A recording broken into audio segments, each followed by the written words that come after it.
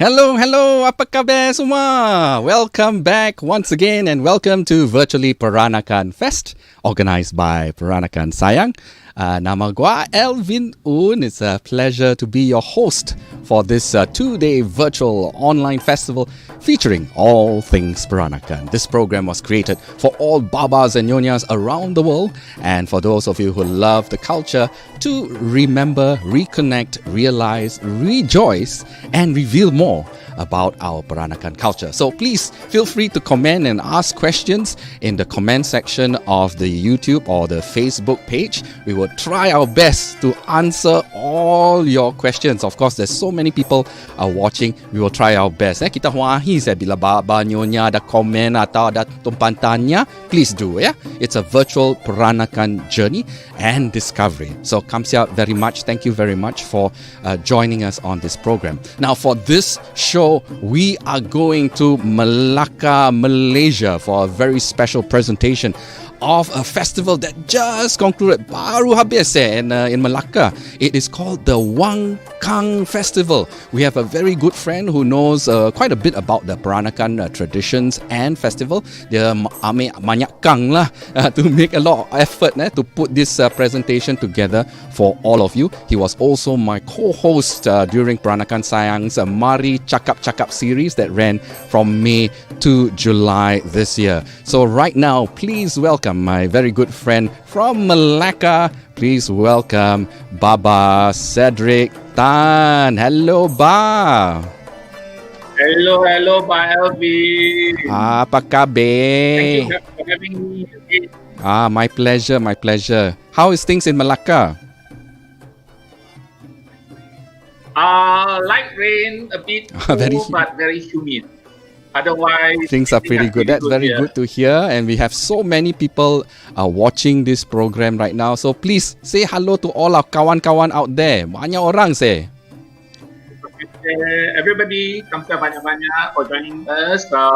Looking forward to share with you some information about the current one. Yes, there are people from Penang, from Singapore, from Japan, from all over the world.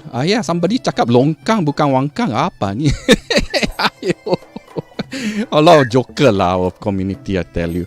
Okay, so this very interesting presentation that you're going to share with us, can you share with, because I know there's a lot of photos that you want to share, and then there's also a lot of information that you like to share with all of us. Can you tell us a little bit about this? What's going to happen is that I'm going to talk a bit about the background of Wangkang, and then I'm going to delve into the ceremonies involved, and in particular, the part where we Peranakan played in this Wangkang. And for information, the Wangkang is rather nostalgic to many American-born Peranakan because our ancestors were directly involved in the organization as well as taking part in the religious events. Yeah, so I heard that it happens in Malacca and it also happens in Kuching. Is that right? Correct. Only two states in Malaysia, but I think the last one in Kuching was in 1934, something like that, and was never held anymore after that. But at the turn of this century, Malacca reenacted the Wangkang Festival again in 2001, then in 2012, 2017, and also this year. So there are more people coming on board to watch our program. There are people from, of course, from Subang Jaya, from New Zealand. Hello everybody. Wow, banyak from Tankera also ada nearby. Okay. So a lot of friends. So maybe we should get the presentation started because we've got a lot to get through and we hope that we can finish on time. So for those of you who are watching the show right now, kalau ada tumpang tanya, you got questions that you want to ask, please type it down in the comment section and then you can find out more information from Cedric. Okay, so we're going to show you some slides and Baba Cedric will talk and let us know more. All right. You can take your well-deserved rest for a moment, Elvin. I'm going to delve into the Wangkang ceremony right now. So let's start off with the first video. This is the Wangkang picture taken in 1933. Wangkang is basically a Chinese word, Wangchuan, that is the royal barge.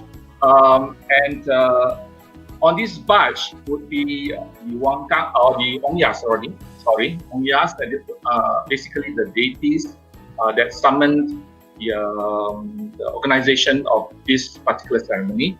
And normally on this ship too, they will be joined by other deities like Macho, Machu, the goddess of the sea. Also the Tiongkun. The Tiongkun is basically the commander of the army. And then also the Toji Ape, that is the tall uncle and the short uncle, the second uncle. They are basically people who escort the dead to the other world. And at the bottom part of the vessel, there would be supplies for those people that boarded the vessel. And basically the vessel would be the vehicle for spirits, basically for bad spirits or negative elements, to sort of like, to be converted into a good role model. So basically they have a chance to redeem themselves so that they can perhaps be born to a better life next time. So they will be, we will place them onto this boat, and they're supposed to like row away under the command of the Omya. This is the picture of the Wangkang held this year, together with the two sampans along the side. Now, why do we conduct Wangkang? In short, basically, in a few words, Polai Haiku. So that means basically when you remove that element, you can then usher in prosperity and peace.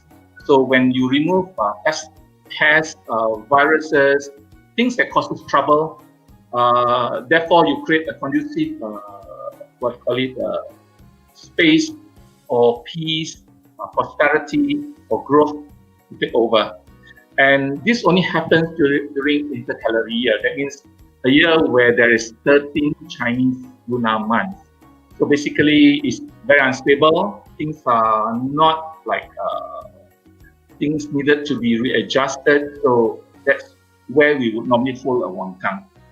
And if you look through the years that Wangkang have been celebrated, you notice that they were held normally during times of trouble. For example, 1919 is basically at the end of World War I, and there was already sign of economic boom. So the Wangkang was held then. And in 1933 was the Great Depression.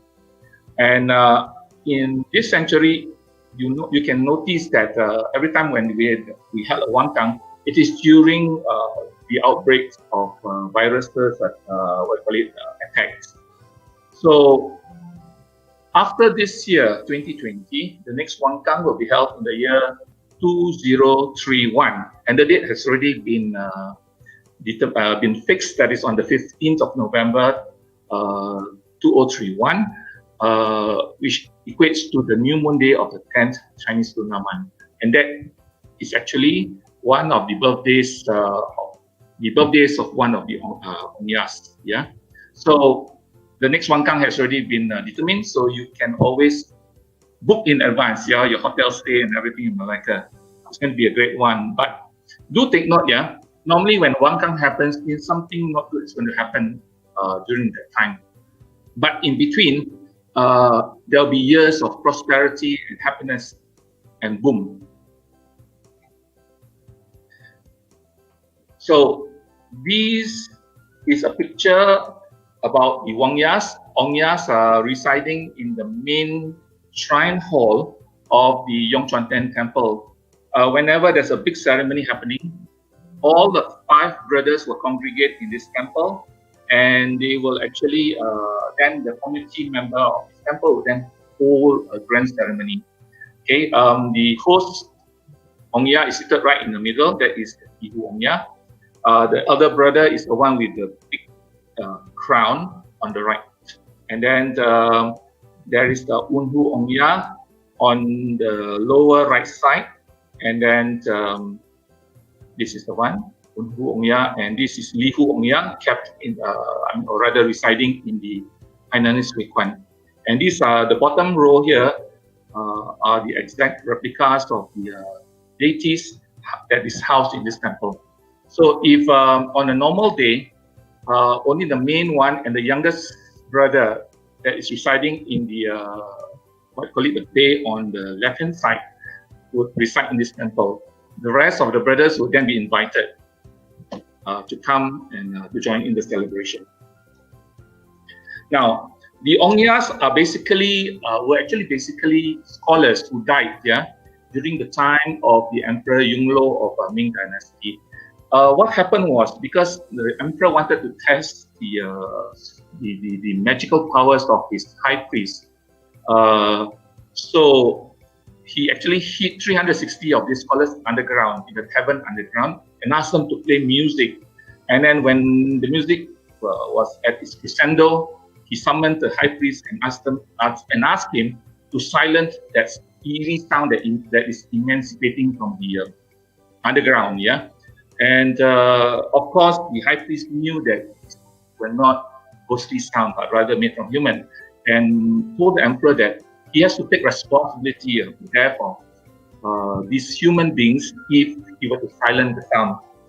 And of course, the emperor agreed, and therefore, using his magic power, these 360 scholars were incapacitated, and the spirits of these scholars that were killed, they weren't happy, so they disturbed the emperor at night. And once again, the high priest was summoned, and the high priest actually captured all these spirits into a casket and casted out this casket into the sea. However, a beggar actually found this casket and thinking there was like gold inside, so opened the box and let out all the spirits.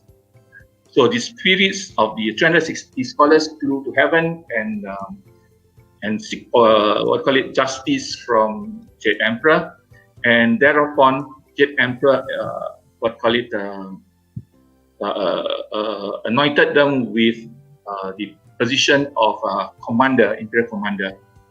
And then these spirits of these so-called commander came back to earth and appeared before the emperor. And taking cue from the high priest, the emperor decided to bestow the this special award, honor, that is written right in the middle in gold. Sorry, I'm a banana, but I found out about this particular award given to the Ongyas, that is basically representative of the imperial or heavenly patrollers. So they were awarded this title from the emperor and were allowed to move around throughout China at that point of time. And so we Hokkiens actually worship some of these Ongyas, and when the Hokkiens flee Fujian province, so they brought along this Ongya, and we have a few of these Ongya actually residing in Malaysia. And at this point of earlier during 1933, there were actually 5, but now there are 7 Ongyas. Now, why are we Peranakan so involved in this Wangkang? That's because during the heydays of the Wangkang period, that is in the 19th century and the 19th and the 20th century, the main organizer of the Wangkangs were actually Peranakan leaders themselves, by virtue of being community leader as well as blended people. So if you look at the list on your left, you notice that most of the names there are actually Peranakan people. And of course, the picture on your right, we know some of the luminaries, Peranakan luminaries at that point of time. All right, so that's a bit about the introduction part of in regards to the Wangkang.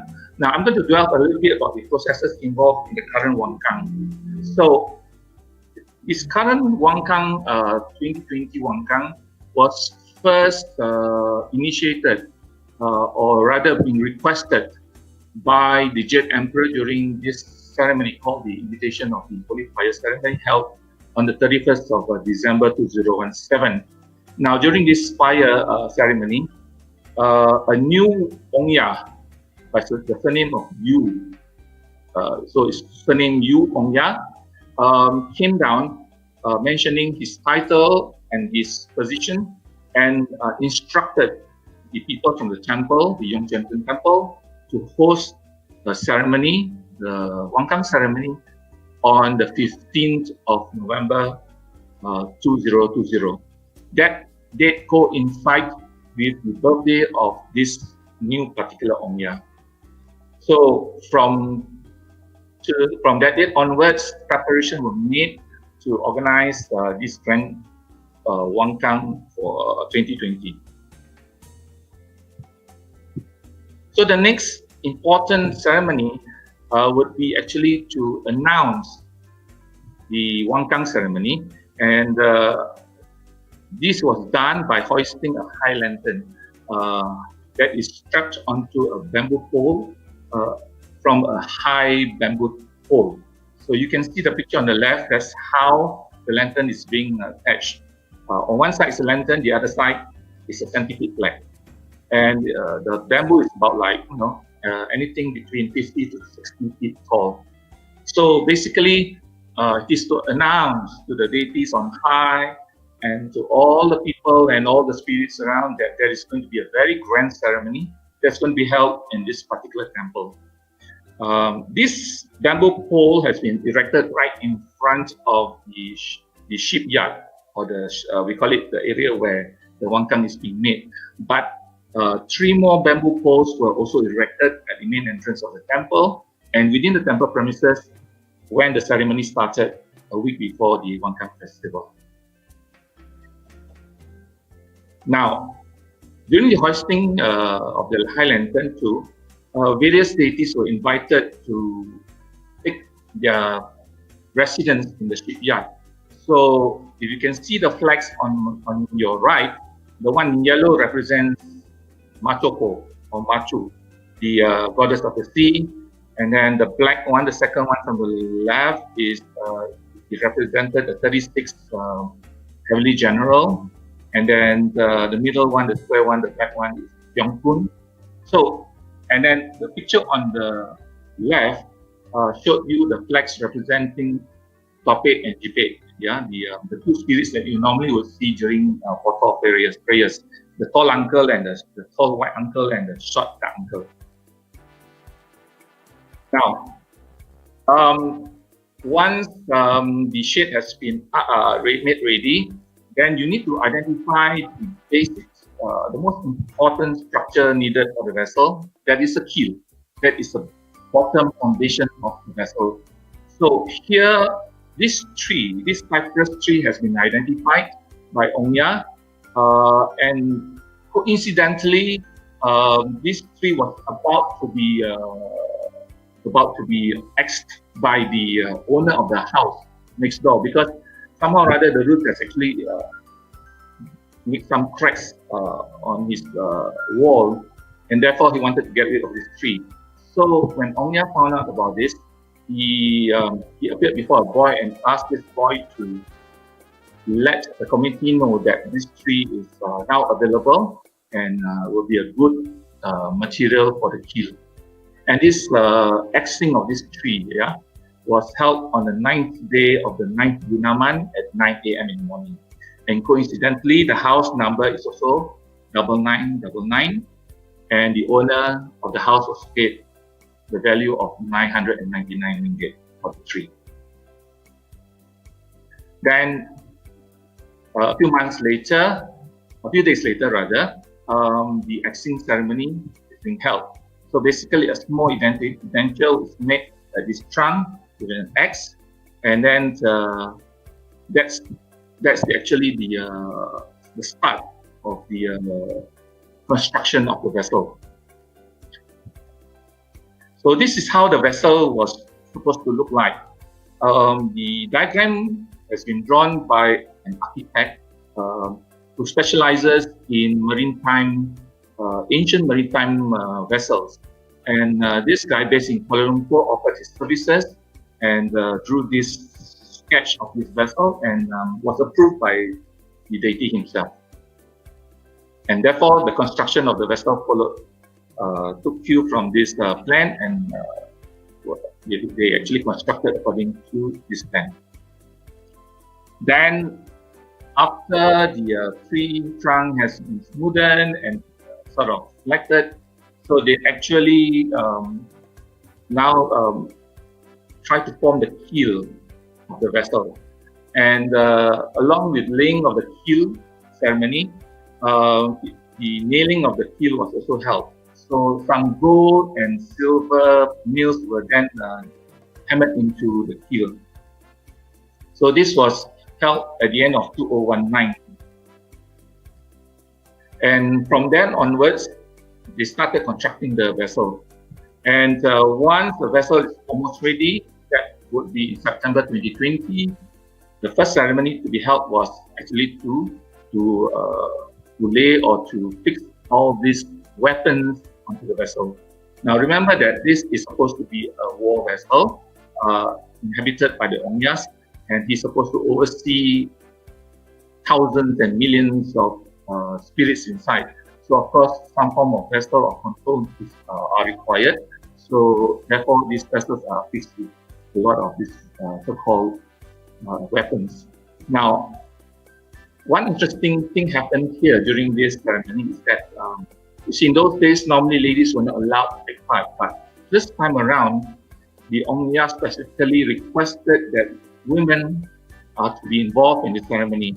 So not only women, but women of all ages, as well as covering all animal zodiac.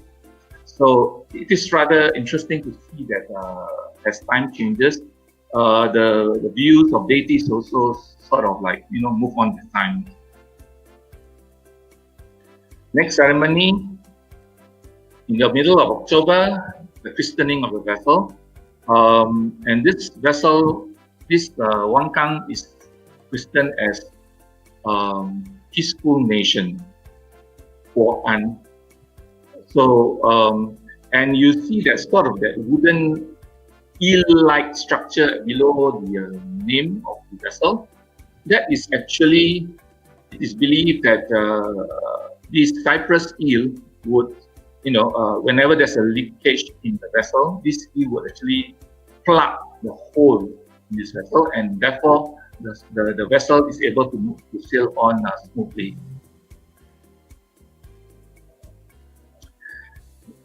Next ceremony is basically to fix the final position of the vessel in time for the main ceremony. This fixing of the final position was determined by the organizing command of the whole Wangkang. That is our Baba Cedric Tan, yeah?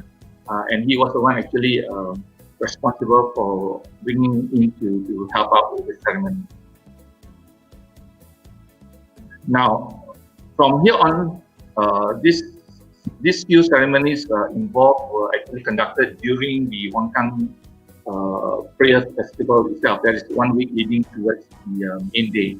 So the first event that took place is collecting water from a well in Bukit China, and then loaded onto this Nuo Sampan.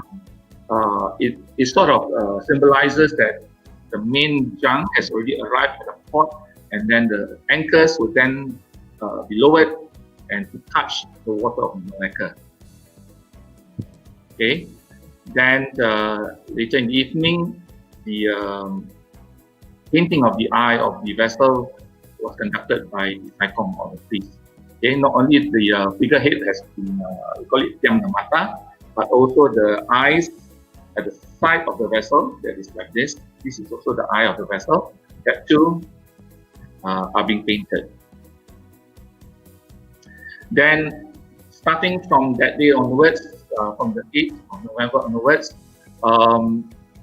devotees can actually go for, we call it Bo'un, that is to increase their luck. So they would actually insert this paper with a figurine of either a man or lady, depending on the person who's requesting for for the Bo'un. If it's a lady, then the paper would be of ladies. And then they will undergo this ceremony, the lalu-lalu, we call it, front and back. And then at the same time too, there is this red bag underneath this yellow paper. This little bag actually comprises of 5 different materials that will be loaded into the vessel, and devotees can sponsor. Yeah. So take a look at this. There are rice, this sandalwood, oil, salt, and dust paper. So everything is put into this red sachet and then loaded onto the vessel, and then later they will transfer it to below deck. So this would form the supplies from devotees, whereas committee members of the organizing committee members of the Wangkang would actually donate more. And you notice that every house that we sometimes go to, it will be filled to the brim with rice, oil, dust paper, so forth. Okay, so this is more personalized. Then now that all those earlier mentioned were more related to the vessel, this next few pictures will be related to the grand prayer held during the Wangkang Festival itself, and this forms a core of the we call it the rituals that is involved in Wangkang. It involves daily prayer besides to the Wangkang, but also to the Jade Emperor. So this is the main altar constructed above the main entrance of the temple. There's this long platform, and then there is this huge paper pavilion, 5 pavilions over there, and form a very beautiful skyline above the main entrance. And the offerings were laid on the table below here. Then there will be regular prayers by the priest, and leaders of the community would then be dressed in this uniform, and they will be asked or requested to offer incense on the platform, and all the retinues will be right on the ground floor, arranged according to our SOP, the COVID-19 SOP, and they will also pay homage to the Jade Emperor. So these are the 2 tall bamboo trees to alert the deities on high that this grand ceremony is happening in the temple.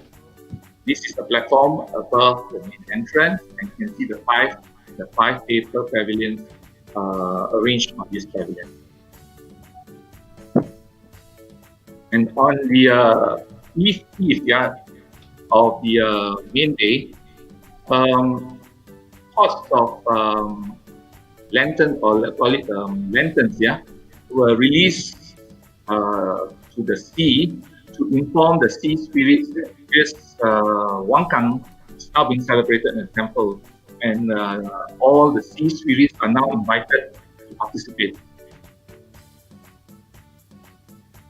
So let's look at some of the altar offerings which are so typically Peranakan. Okay, here we have offering of chanap made by Baba Cedric Tan, and offerings has to be changed every day.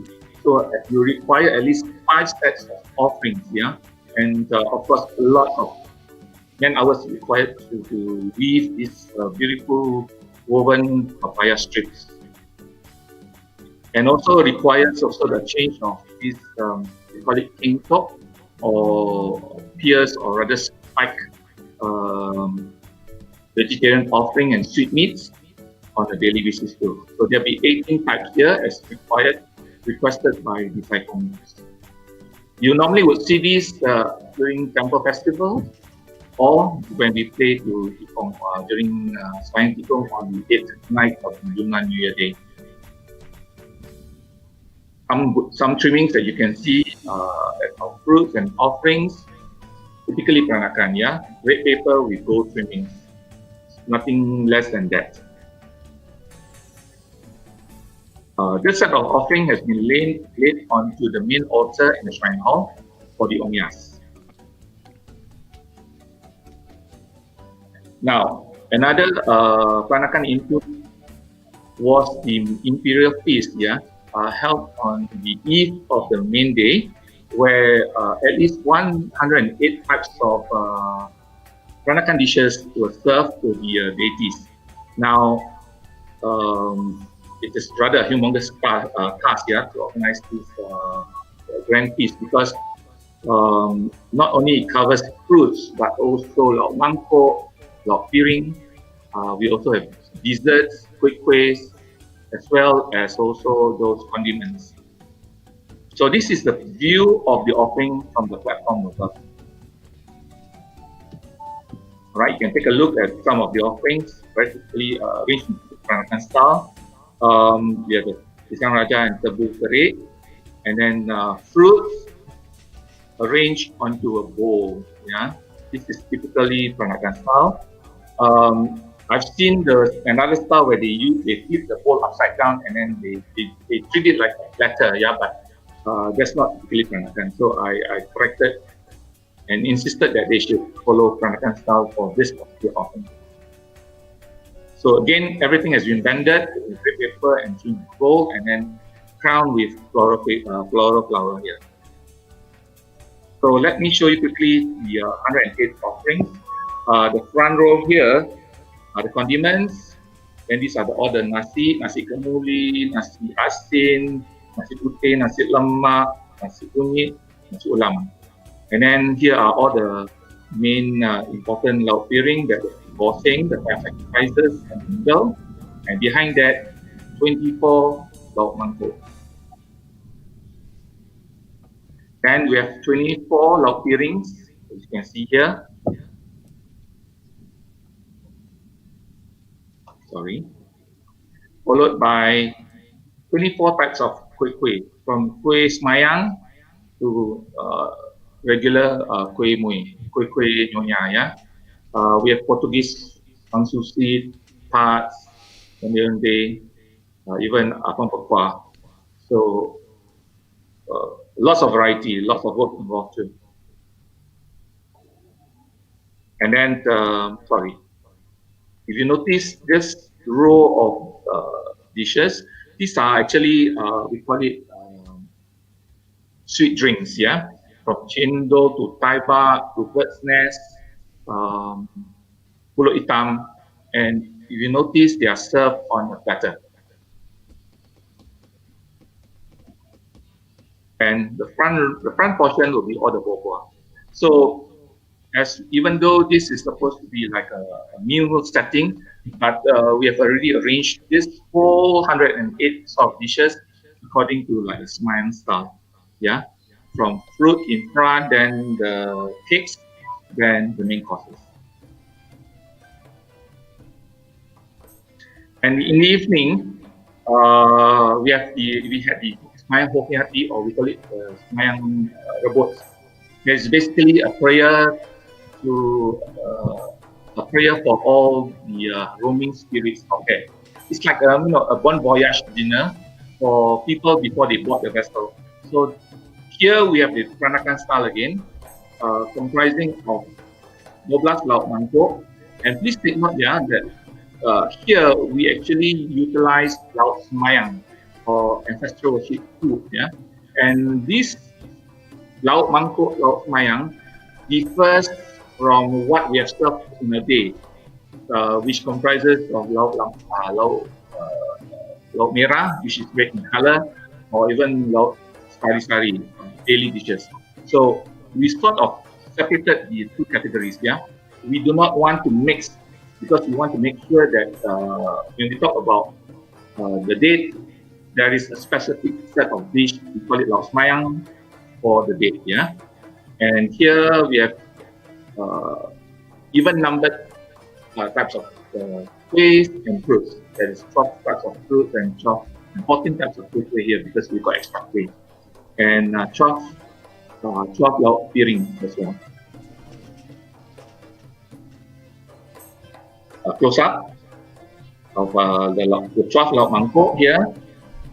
This is the something, not bossing. The 3 sacrifices instead, together with the juhu and the mee. And then there are the lauk piring, followed by the kuih, the next row, and then finally the fruits out there. So just okay, this is the side view. You can see the lauk piring, the kuih, and the fruit. We also included other Peranakan elements here as well. The spangi, which is an important potpourri that we use, that we burn on the ember, especially during New Year, weddings, and time. Very nice smell. I think I've missed this smell for many years, and we finally managed to cook your sang. And Baba Ingyong here provided fresh bunga rampai every day. Now, we also wanted to inculcate some Peranakan practices into the procession, but unfortunately, the procession has been postponed because of the COVID issue. But I'm just showing you what we intended to do, and this section was actually handled by Baba Daniel Ang, and which sort of like mimics what happened, the profession that was organized by the temple in Malacca. So that is also another Peranakan temple. So we have the lanterns and the Chinese behind, and here we have the Saroni band. So we wanted to involve all these elements into the procession, but it didn't take off. So what happened instead is that the Saikong went about and identified 26 junctions or roundabouts or bridges that required to call it protection markers. And actually this would be done during the procession, but because there's no procession, they went around on the actual morning and left these markers there. So normally you don't want to meddle with these markers because it's meant to inform the spirits that it has been cleansed. So whatever evil spirits there are around the area were captured into the Saikong uniform or vestments. In those days, it was the science flag, this scientific flag job that would actually be the one capturing all the evil spirits. So one wave of the flag, the spirits will be captured and then sort of thrown into the Wangkang. Yeah? But this time, in this century, we have totally lost the knowledge about islands and the song, and therefore we have to revert to using the Saikong or this so-called centipede structure to capture all the evil spirits. And accordingly to the plan, the sending off of the Wangkang will be held on the final night itself at Pulau Malacca. But of course, because of COVID thing, many things were shelved and postponed. All right, so with that, I'd like to end my sharing here with some of the gifts given to the devotees. The talisman, there is this the sachet of things that you put on the vessel, but instead of joss paper, they added tea. And then there's also this gold coin that is supposed to increase your luck and also prosperity. You're supposed to put it together with all your coins of money, and it was supposed to, increase. Yeah.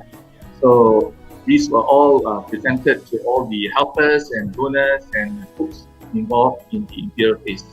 So before I end, I'd like to say thank you very much to various parties, to the Yongchan Temple, to Dr. Norin Chan, to Datuk Ronald Gan, and also some extract from the Malacca Guardian, the Wangkang Memento, from which I extracted the photos as well as some of the information involved.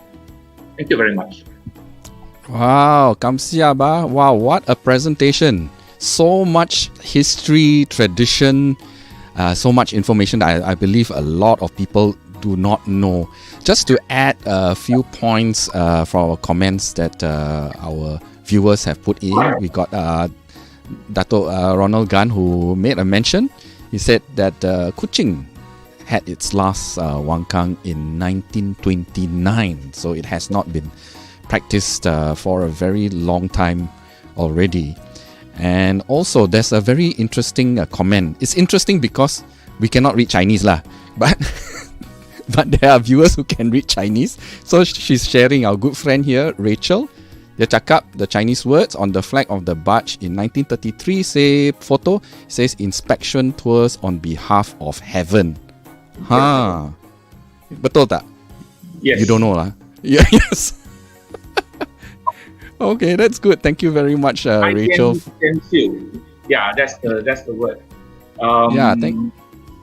So I Google Translate and it came up as Imperial representing heaven, petrolers representing heaven, something like that. Yes.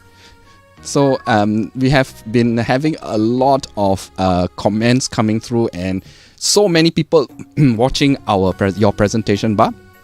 And so many people are very thankful and appreciative of your presentation that you did today for all of us. I think it's very enlightening for all of us. Of course, a lot of us do not know. I mean, especially for me in Singapore, I do not know of it. I think the Penang people also don't know very much of it. In fact, a lot of orang Malacca pun cakap dia orang tak tahu.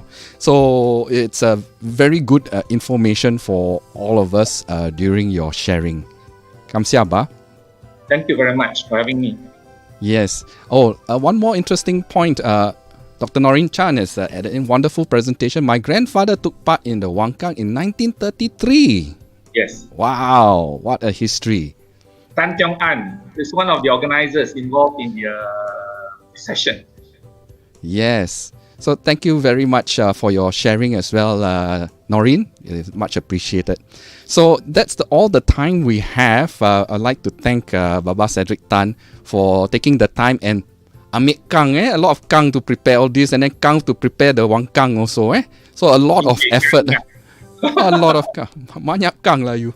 So thank you very much for the presentation, Kamsia Ba.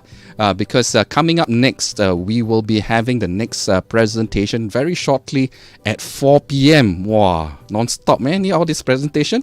So we will be having an interesting presentation by Project P, about Project P. It's about engaging our youth and getting people involved. So those of you who are interested to get involved in upcoming projects, please join in the next link that is up at 4 p.m. So that's the end of this particular presentation. We hope you enjoyed yourselves. On behalf of Cedric, Kamsia everybody. Thank you. Have a good time. Take care. We'll see you later. Bye-bye.